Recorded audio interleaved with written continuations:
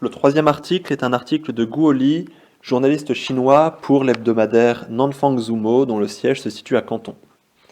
L'auteur revient sur l'histoire du tracé des frontières continentales de la Chine. Celle-ci s'est faite à travers des négociations et des conflits armés avec ses voisins, en raison de l'absence de tracé officiel établi par la République durant la période coloniale. Il a fallu attendre l'année 1949 pour que le gouvernement de la République populaire de Chine se soucie du tracé définitif de ses frontières.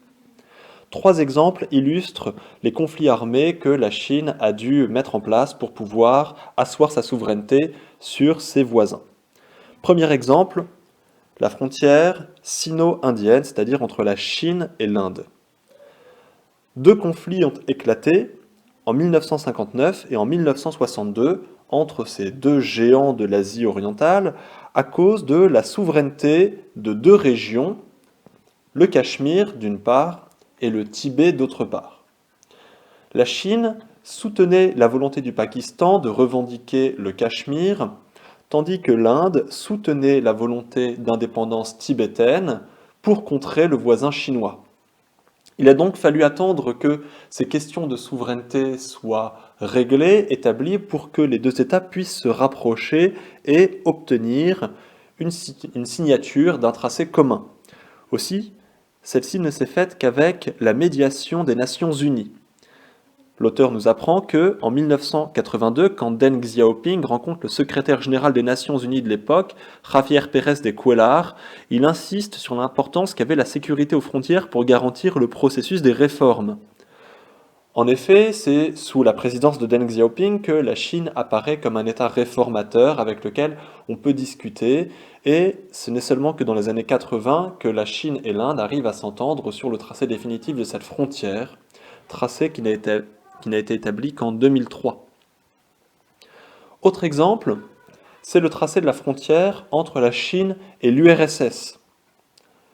Durant les années 50, la Chine et l'URSS avaient des visées communes et le tracé de la frontière ne posait pas de difficultés, mais à partir de 1960, la région du Xinjiang, qui se trouve au contact direct de l'URSS, rencontre des affrontements au niveau de la frontière avec ses voisins. Ce n'est qu'après le démantèlement de l'Union soviétique en 1991 que la Chine parvient, au moyen d'accords bilatéraux avec ses voisins, à établir une frontière définitive. D'abord avec la Russie, puis le Kazakhstan, le Kirghizstan et enfin le Tadjikistan. C'est en août 1999 que la Chine et le Tadjikistan parviennent à un accord concernant leur frontière définitive. Le troisième exemple donné par l'auteur est la frontière entre la Chine et le Vietnam. De même, durant la guerre d'indépendance du Vietnam, la Chine soutenait le Nord-Vietnam de Ho Chi Minh, mais après son accession à l'indépendance, des dissensions entre les deux pays ont entraîné des conflits armés qui ont duré plusieurs années, de 1979 à 1988. Les relations entre les deux pays ne se sont réchauffées qu'à la fin des années 90, puisque c'est à l'issue de 16 séances de négociations entre 93 et 99 que les deux États parviennent à l'établissement d'une frontière commune. L'auteur nous apprend que le premier panneau établi à la frontière de la Chine et du Vietnam a été posé le 27 décembre 2001.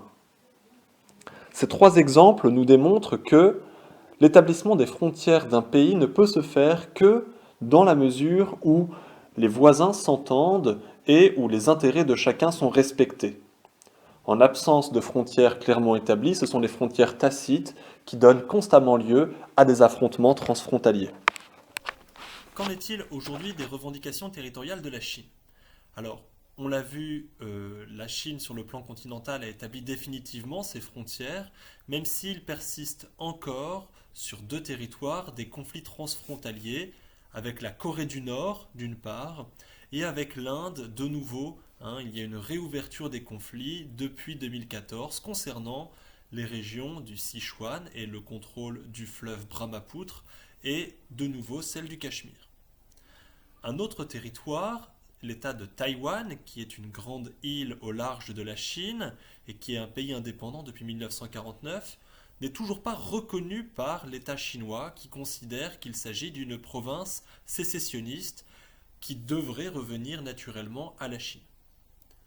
Un troisième terrain d'affrontement est les îles des archipels des mers de Chine, qu'il s'agisse de la mer orientale ou alors de la mer du Sud, comme vous pouvez le voir dans la vidéo que je vous mets en annexe sur le dessous des cartes.